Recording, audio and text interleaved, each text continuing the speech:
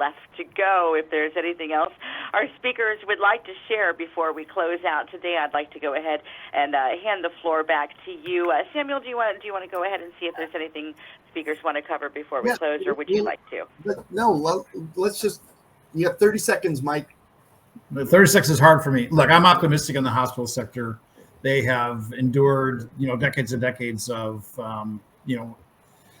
of government interference, and I'm confident that the hospital industry will survive. What that's going to look like, I think ultimately you'll see mega systems, and you might look at, significant vertical integration with the payers, which the federal government really hasn't focused on yet.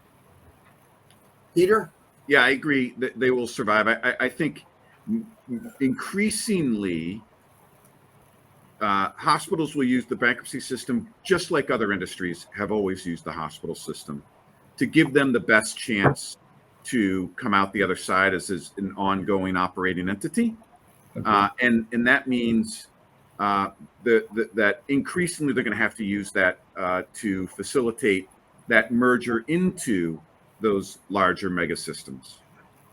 I think that we highlighted the fact that some of the statutory changes, the case law changes have just made this a much more viable vehicle, Sam, than it was when you and I started doing this many years ago. And there's a lot of more road to be crossed and a lot more decisions to be unified, if at all, or resolved. But there's some clarity on issues that we're definitely getting lost along the way.